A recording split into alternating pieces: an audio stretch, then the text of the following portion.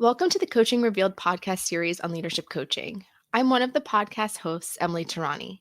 In this series, we bring you insightful conversations with top thought leaders and experts in the field of coaching. In today's episode, IOC Executive Director Jeffrey Hull sits down with IOC fellow members Pam Marcheski, Eileen Coskey, Fracchia, David Bishop, and Eric Kaufman. Our IOC panelists detail how they entered the field of coaching from various industries and how their coaching professions have grown into full-time careers. It takes an entrepreneurial spirit to turn a dream of being a coach into the reality of running your own coaching practice. Panelists highlight the work that comes into knowing who you are, what you're good at, and understanding how to view your practice as a business.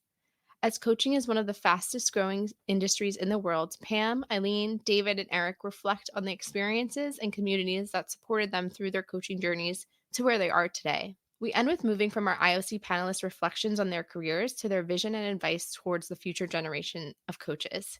Don't miss this inspiring episode. Let's get started. Well, hello, everyone, and welcome to Coaching Revealed. My name is Jeffrey Hull. I'm the Executive Director of the Institute of Coaching.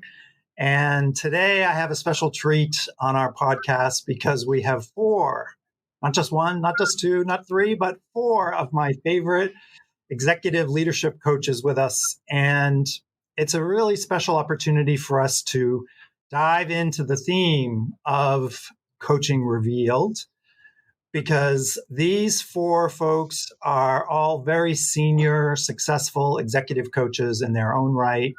They are fellows with the Institute of Coaching. They have been actively involved with us on a number of different levels, doing a number of programs, including a recent leadership forum that we all did together in San Diego with a large group of executive coaches and health and wellness coaches from all over the world. So I wanted to have an opportunity to chat with each of them and just dig into the backgrounds of what it takes to become a successful coach.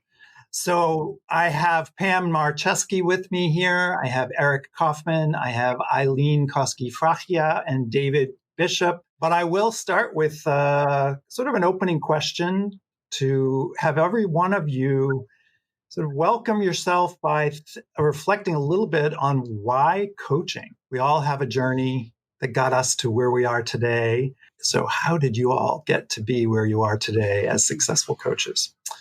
So Pam, you're the one that's closest to my camera here. So I'm going to turn to you to get us started. Good morning. Thanks for having us, Jeff. It's really an honor to be here.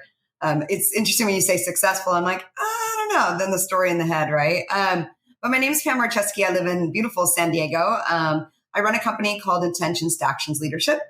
So it's a mindful leadership development coaching. And how did I get here? Am I a coach? You know, I think I tell people I spent decades in retail at senior level.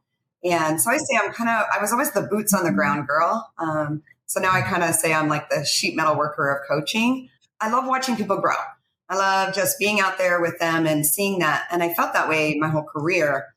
And so I was transitioning out of my retail world, just the idea of human behavior and helping people achieve growth has always been a joy for me. And then just the evolution and the changes in our world today, I just found that I started to introduce mindfulness in it because I had put that to practice for myself. So about 5 or 6 years ago, that's really when I took on that persona of, a professional executive coach. Although I kind of feel like I've been doing that for decades. So I think it's just a true joy, and a privilege. And was there a moment when you all of a sudden knew that it was going to be coaching as opposed to anything else? Yeah, I think there was. I mean, when I came out of my corporate life and was actually considering going into another corporate role, I was in the middle of taking for my own self personally at UCSD, the mindful performance program that I'm now certified in and I coach with. And there was this moment where I thought these two work, that leadership development is so important today, but there was that missing access. And I really felt like these two could come together beautifully. And that's when I decided to take the year-long journey of getting certified and put aside going back into the corporate world in any other way. And then I had such great mentors And really, I got to learn from all of them, including several right here. Yeah, that's great. We're going to talk about that because I think network mentoring community is one of the things that makes it the journey not only more likely to succeed, but also more enjoyable. Eric, hi. Jeff. Good to see you again. Love to have you here. Tell us about a little bit about the journey for you. I know it was a convoluted one because I know you and I know that it was a long journey, but a successful one. What were some of the highlights for you about coaching? Yeah, I think it was interesting hearing your answer, Pam, because I think similarly, in my life, there have been people who've leaned in and paid attention to me in a way that has been instrumental to me being able to evolve and grow and sort of make the best out of weird situations or difficult situations or even great situations, and ad hoc coaches or mentors. And I remember particularly sort of being when I worked at corporate, to use Pam's terminology, right? I worked in a large company, and I really was screwing up pretty royally. And my boss was remarkably not a coach. When somebody else actually leaned in and helped me figure out that there's a way that I can not be so stuck, it was very impressionable, right? It really impressed me that somebody could spend that time with me and help me reconfigure some of the way I'm thinking. So that was sort of an early career experience. It's much more exciting to me. At one point I had this decision to make. Do I continue to go in my executive role and have personal responsibility for the outcomes, or do I just do what I've been doing on the side? So I was one of those coaching managers, right? So people leaned into me, I leaned into others, and at some point I realized it's more exciting for me to be full-time engaged in this work of coaching than it would be to sort of pursue my responsibility for the P&L for the company and do coaching on the side. And it was also a way to kind of continue my spiritual practice. When I'm doing the coaching, to set my own agenda aside, to be able to listen deeply, to honor the uniqueness of the other person, to have a sense of humility about what I know versus what I can bring to the other in the form of questions. I really realized that coaching would be a spiritual discipline of sorts. I don't mean coaching is a spiritual discipline, but I mean it would support a spiritual practice in the way of bringing it forward. So those were sort of some of the decision factors.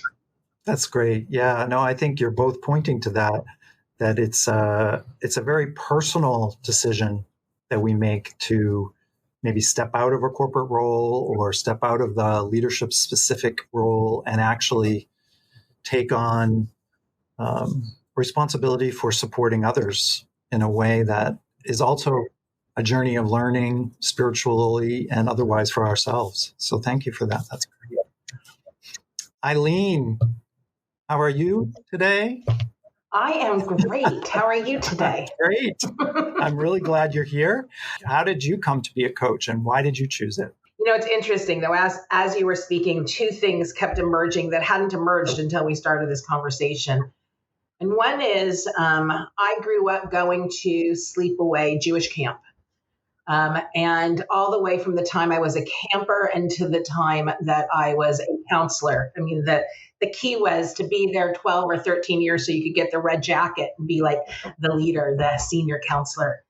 And the reason that I bring it up is because it was such a beautiful experience of both learning and kind of finding myself in so many of the times that we had to reflect, being part of a cabin, being part of a team, having to figure out how things work together in a system that sometimes either worked or felt like it didn't work. And I think from that moment on, I started when I was 8 years old. I think from that moment on, there was something with me that always felt that I needed to be in connection, in community, in service. Tikkun Olam is the concept of giving back, of being of service. And that sort of has followed me through everything I did, whether it was in retail, whether it was in corporate, whether it was, in leading or opening companies, whatever it could be. And I thought about what was that kind of moment that I felt that I had the right to call myself a coach. It was after certifying and learning and being part of a lot of things and being certified in a lot of different coaching and leadership development contents. And in the role that I had, I was able to buy a lot of coaching for the company that I was with. I could buy a lot of leadership content developing. And I think that moment that I thought I had earned the right was the minute I gave myself permission to not think that the coach had to be just a coach, that I got to be a coach, a consultant, an advisor, a friend, an executive, a business person, and that I started to have a confidence in my ability to mind shift, to hat switch, to be in service of what was needed for me at the time, where I felt I could be of the most value. It was just sort of, I guess I maybe was a bit spiritual, Pam and Eric and David. There was sort of this just knowing. And I have to say, I was very fortunate. I am very fortunate because I had the time to be able to figure this out, because I'm in a partnership with Don, my husband, and he kept with the corporate job, which meant I had the time to explore. And I don't want to pretend that wasn't a gift of privilege. And I take it very seriously to give it back. Yeah, it's a journey for all of us from the inside to the outside at the end of the day, whether you want to call that a spiritual journey. There's clearly a calling that's being sort of underlying all of what you're saying. And David Bishop is also a very important fellow with the Institute of Coaching and a great friend of the Institute and of myself. And we want to know, how did you choose coaching? Sure. So I had about a 3-decade career in the entertainment business. I started actually wanting to be in the music industry and started in the backroom record store, and then eventually transitioned into the studio business, the home entertainment business specifically, and eventually, rose through the ranks and became president of MGM's Home Entertainment and International Theatrical Division. And then I moved to Sony Pictures, where I became president of Sony Pictures Home Entertainment, and really had fun in that career until I didn't.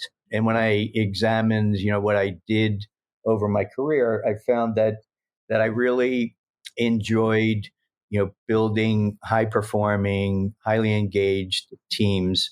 And I recognized that there was a strong correlation between financial results and people just having fun at work.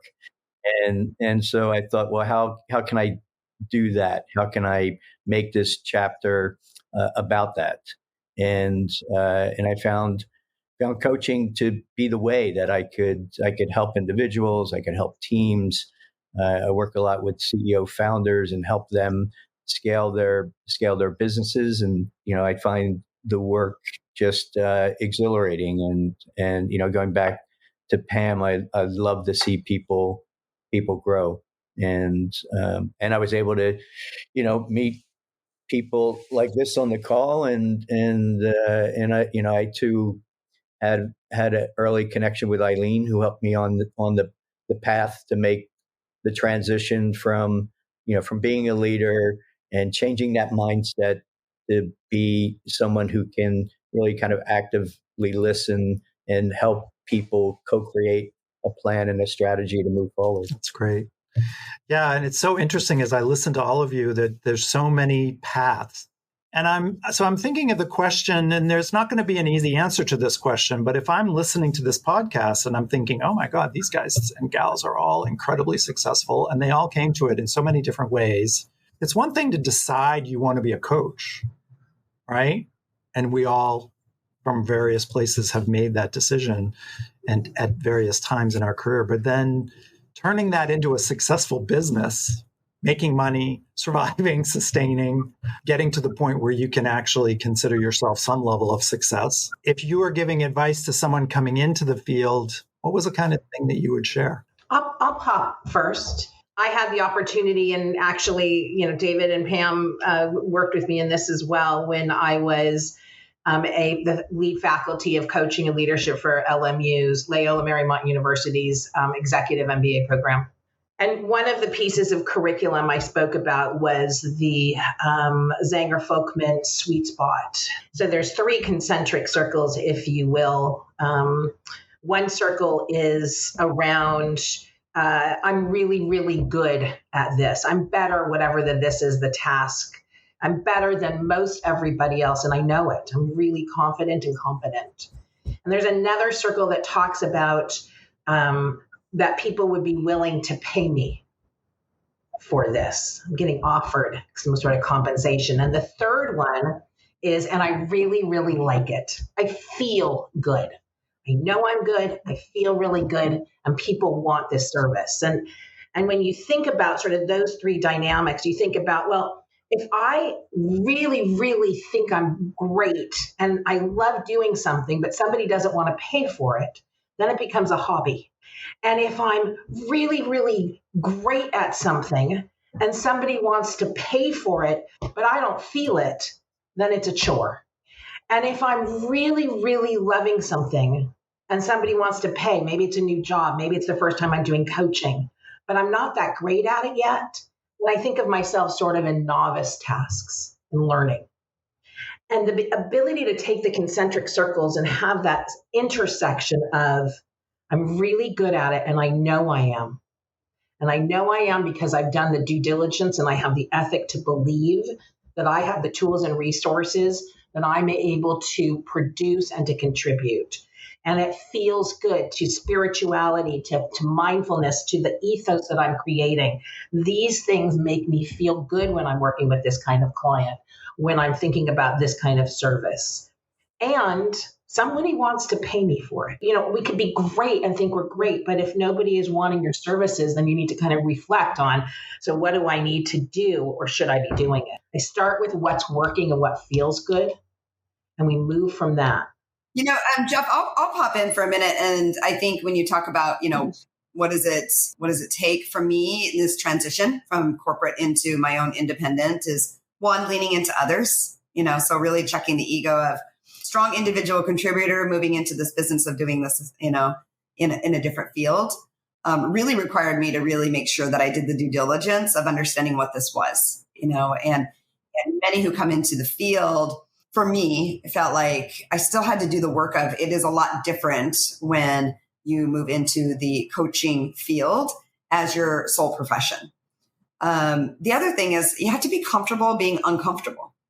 And we teach a lot of that in mindfulness, is like, how do you sit with the discomfort of knowing that there's not going to be a perfect model laid out for you, particularly if you are moving from a very structured world to something that is a little bit less unstructured. So sitting with that discomfort. And the third thing I had to remind myself, and I still do every day, is I am not everybody's cup of tea. Like you should know who are you serving. I know I'm a good coach for those that I serve. And staying in that lane for me has been helped me very much stay focused on who I can serve at the highest level. And really knowing yourself is really important. Yeah, I appreciate what you're saying about flexibility, because becoming a coach, being independent, doing it in creating a business, if you do decide to go on your own, or deciding to work with an organization of coaches, it requires an incredible amount of flexibility. Eric, David, what about you guys? So for me, I found the transition, one, getting certified from Columbia University or from any, top certification school is really important, because even though you may come out of corporate, you may be a leader who's an active listener. Eventually, you're someone who has to make a decision, take input, and drive the company and the rest of the team. And you really have to learn that skill set of, truly connecting with someone and truly helping them find their own path forward. For me, in terms of developing the business part, I went to the people that I met along the way that I felt were excellent at that. There was a company at Sony that we worked with who was good at finding coaches for people. I went to that person and said, hey, I'm on this path.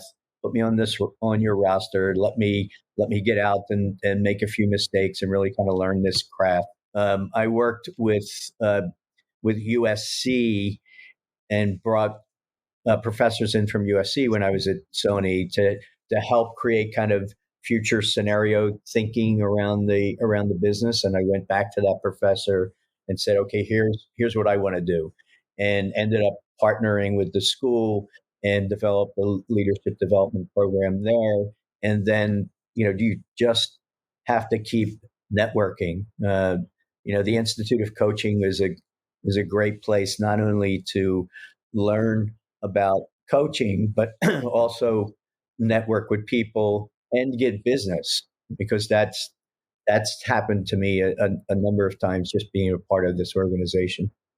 That's great. Yeah, I mean, it's truly a learning journey. It is humbling. Yeah. Eric? Listening to all my colleagues and thinking about this, and I should say, I started my coaching practice in 99. I got married in 99, sort of started in 99, started earnestly in 2000.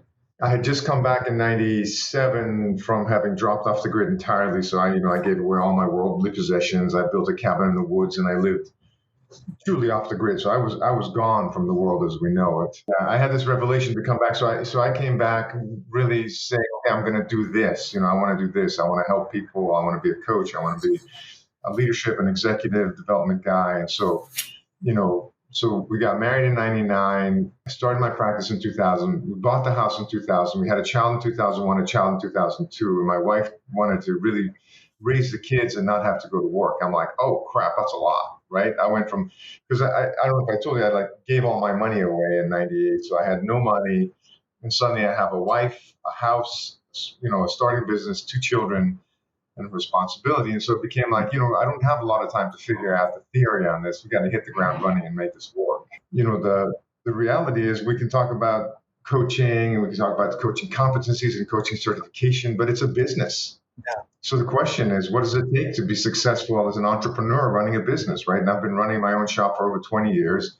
I have other people working with me. I have a staff, et cetera, et cetera. But what does it take to run a business is the question. The fact that it's coaching is relevant and irrelevant, right? The question is, how do we as an entrepreneur, if you're going to be an entrepreneur, be successful? Passion is a Latin word for suffer. Compassion is to suffer together. And so to have passion is to willing to sort of suffer through the challenges required for that devotion to make something happen in spite of the obstacles and the likelihood that it may not happen. And so there's kind of that passion that breeds perseverance. So that's one part of it. The other part of it is you just got to have a really good dialed in business approach. That's my experience. The last thing I would add is you got to sell your ass off. Network is sweet and, relationships are sweet, but the reality that David's not saying is he was out there selling, and what's the formula for success is to sell. And it might be a soft sell, it might be a gentle sell, but it's a constant sell. Right. There's a practicality and a mechanicalness to it as well. And then I'll say one last thing, totally echoing Pam. I'm kind of a big picture conceptual guy.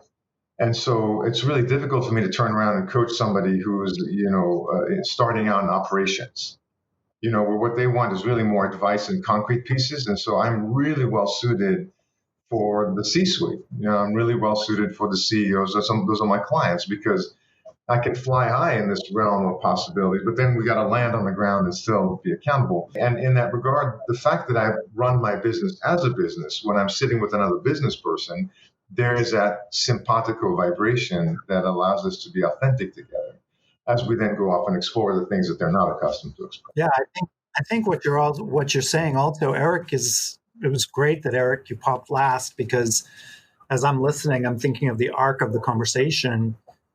At the, as you were introducing each other, you talked about sort of a spiritual or deep soulful journey of passion to find your way in the world, make a contribution. And yet, as Eileen described, that 3-dimensional overlapping circles, it also has to be a business. It has to be something real, or else, as you said, Eileen, it's a hobby. And there's nothing wrong with having a hobby. I think, to all of those folks out there that are listening, thinking, yeah, I'm not sure I really want to go that far. It's okay to have a hobby as a coach, be a part-time coach. But you're also pointing to the fact that if you're going to really become professionally successful, you really have to treat this as a business, right? And that is fine with that. Yeah. I want to amplify on what Eric said, because it is, very much a marketing exercise. It's a selling exercise. You really need to define your market. I would advise people to pick a niche.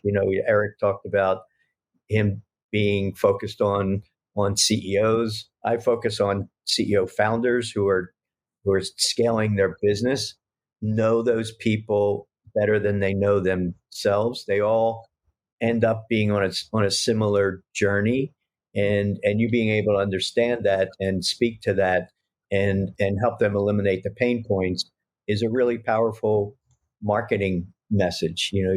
Just like when you go out and you look for a job, you need to have an elevator speech, right? You need to be able to stop people in their tracks when you tell them what you do, so that they engage with you and ask you more questions about what you're doing. I think that's so great. Well said. And I fumbled along the way so much in the early beginning. And I think, Eileen was such a good mentor of all this. And when she said the hobby thing, I consult 168 different boutiques across the country. And I always tell them, who's your customer? Right. And you need to know your operating statement. You need to do that, or else it does become a hobby. So what's your bottom line? Yeah, no, I think it's great. I would also say that if you're many of the folks that come to me in my role, similarly to Eileen, and ask me because they know they need a niche, but they're not sure what their niche is. I will often say that you need to fall in love with your niche. Mm-hmm. For example, I did not know that I was going to have a big part of my practice be in healthcare, working with doctors. But when I first had the opportunity to meet a couple of physicians through my relationship at Harvard, I just fell in love with working with them. And all of a sudden, one day I realized, I really like this client base. I really enjoy learning from them. I want to learn more about what they do. And to David's point, I knew I needed to become much more knowledgeable about what they do, because what they do is very complex, right? And so if you're going to step into a hospital and say that you can coach a senior surgeon or an anesthesiologist, you better take the time to figure out exactly, not be one, of course, but to learn a little bit about what to be facile with the language and with the environment, with the culture. So, to your points, it's turning it into a business, finding the niche, connecting your passion to what's in the real world. Before we get towards the end of our talk, though, I would love for you all to comment on the current state of coaching. It's obviously a growing profession. Studies that we've done at the Institute indicate that it's one of the fastest growing professions in the world. So I'm curious, and I'll let you pick which direction you want to take it, but what excites you about what's going on in the profession right now, and also what worries you? What are your concerns, if any? Jeff, I love that you asked that question, because it is such a fast growing industry. And I think that's great that so many people want to serve others. Right. But I think, what I would say is, it is a privilege. It truly is a privilege to get to coach another human being. And so if you're wanting to go into that in this fast growing industry, and even in my old world, I used to tell my leaders, it is a privilege to get to serve others. So take that seriously and really challenge yourself, on what is it going to take? What certifications do you need? What organizations are you going to be part of? The Institute of Coaching has been instrumental for me, because you are affecting another human being. I remind myself every day, it's not about me. See them whole. Guide, don't give. I think if you're confident in who you serve, and you really are true to the passion of serving others, there's plenty of those who will find that. Yeah, I'm excited about the evolution of coaching. It wasn't that long ago when if an employee was asked to get a coach, that meant they were about to get fired. Oh, right. Yeah. And then slowly, people start to get, okay, well, if you look at professional sports, right? You have a tennis player who's, potentially, earning millions of dollars, and they have a backhand coach, a forehand coach, a nutrition coach, a fitness coach, and then you have these people who are in these positions that are responsible for sometimes billions of dollars, and they don't have the ability to have a safe place, to have a conversation, to engage in growth strategies, and more I see the light going on in just across every industry, and that's really exciting. And people are starting to get fearful of AI.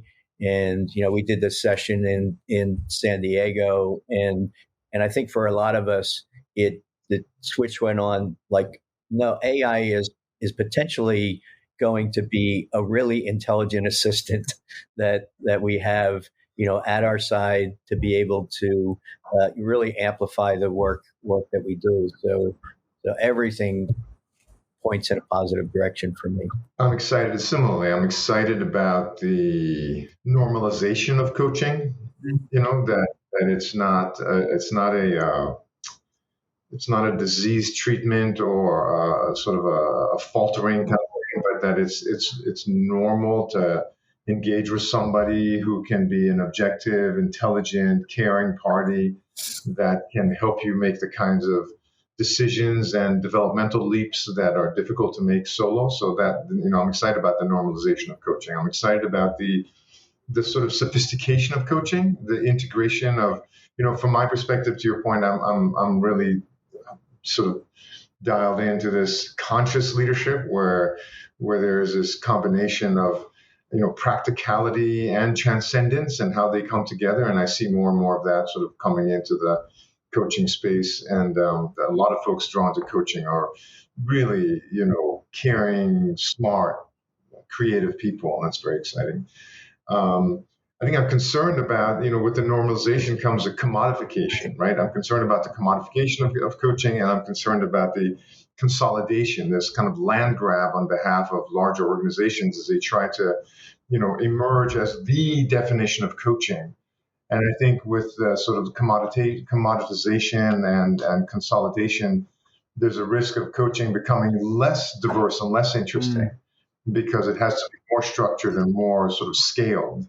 Right. And so, this combination of both repeatable and boutique unique kind of approach, because human beings are unique, will continue to be an interesting sort of balancing act going forward.